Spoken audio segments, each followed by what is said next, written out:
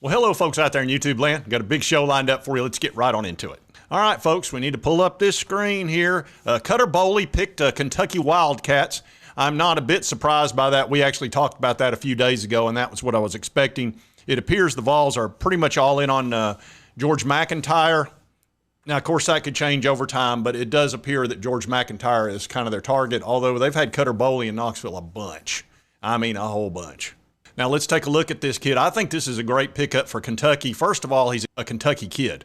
So, losing him would have really hurt. That would have been extremely painful for the Wildcats. So picking him up was pretty huge for them. But if not for George McIntyre, I think he would have been a Vol. But you can't pick two guys like that and bring them in the same class anymore. Those days are over. And actually, he's reclassifying to 2024 instead of 25. And we've already got a 24 guy in Jake Merklinger, who is an excellent quarterback and ranked actually a little bit higher than Cutter Boley, plus he's a year older. And this is on 3 by Charles Power. It says, reclassifying Kentucky commit Cutter Boley. 4-star Cutter Boley announced his commitment to Kentucky over Florida State, Michigan, Penn State, and Tennessee. He was the number 70 overall prospect, a very good 4-star quarterback, number 6 quarterback prospect in 2025. We'll have to check and see what he is in 24. I don't know that it matters that much. It says Cutter brings a strong arm passer to Lexington. This guy's good. All right, he's got real good touch. He throws the ball really well, and I've shown you highlights just like I have George McIntyre, and they're very similar in style. They're both tall. Cutter's a little bit bigger dude. They're very similar in styles. They run the ball pretty well. They're mobile, got good touch, and they're real tall, which is really what Josh Heupel likes. He likes the tall, mobile quarterback with good touch. That's why Nico was such a home run for him. And the Jake Merklinger is very similar to that. And of course, George McIntyre is just ideal. And I believe the reason that he reclassified is that Devin Leary is the quarterback that they have now for this year, and he's going to be out of eligibility. So they kind of needed him to reclassify for 24. Now, he's 6'5", a little over 200 pounds, big prototypical frame, very large hands, etc. Says he has the ability to layer and locate his throws. That's true. He is about 63%. Throws some interceptions, 36 touchdowns, 15 interceptions. A little tiny bit loose with the football, but that's high school. Says history suggests reclassifying, particularly as a quarterback, can be a dicey proposition.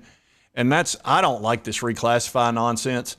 You're bringing a kid in a year early into the SEC. Now, if this were some easy conference, I could kind of understand it. I mean, you'd still be pushing it. But the SEC is a junior NFL league, and bringing a guy in 1 year early is not a good idea, in my opinion. But I think Kentucky's a little bit desperate for next year, so that's why they're doing it. I don't know that it's good for Cutter Boley, but, I'm sure he's got a team of people around him and his family, and they feel like it's a good decision, I guess. It says the downfalls, of course, is foregoing a year of experience, doesn't do any favors from a developmental perspective. Of course, every situation is different, and it has a very spotty track record. Boley's situation is not as extreme as some others because he's a little bit older than most, so it's not quite as big a deal. Now, Florida is talking about reclassifying a couple of guys. One guy's a sophomore, and they're talking about reclassifying him 2 years. So it's, like I said, teams do desperate things when they don't have a quarterback. It's very important to have a good quarterback, or you're going to really struggle in the SEC. And this is George McIntyre. He's been to Knoxville many, many times, and the Vols are very high on him, and they've kind of gone all in on him, trying to get him committed for 2025. He's out of Brentwood, Tennessee. You can see his player rating. He's number 13 in the country, number 1 player in the state of Tennessee, of course, a 99 composite ranking, and number 2 quarterback in the country, depending on which service you use. And he's ranked quite a bit higher than Cutter Boley. I think he's a better quarterback prospect, not a ton better. I tell you, I like Boley. I think he's going to do well. Hopefully this reclassification doesn't cause him problems, because I think he's a kid that could really play well. But, we'll see how that plays out. I would prefer George McIntyre, though, to be perfectly blunt. And I've said that for weeks, that it looked like it was probably going to go that route. So, the Vols are going to really go hard after George McIntyre now that that's kind of sorted itself out. Now, I do want to bring in my cousin Earl. He wanted to talk a little bit about this, and we haven't had him on the show in a little while. So, let's see what he's got to say about this whole Cutter Boley situation. Well, hey now, I ain't got no problem with that Kentucky kid staying up there in his home state. He looks like a pretty good boy. I reckon he'll be all right for them Kentucky Wildcats. That ain't why I want to be on the show today. Yesterday, you did a show on that Lane Kiffin, and you did not include me.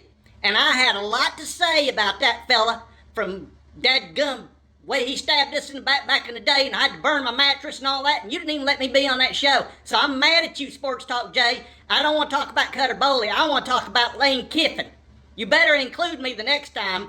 That's all I'm saying.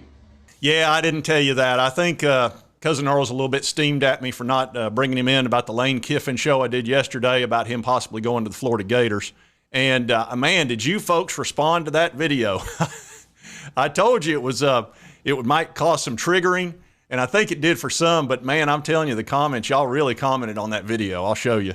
Yeah, so far it's already had 158 comments, and I have tried to respond to every single one of them that I could, and I think I've gotten all of them except maybe a couple that were a little bit dicey.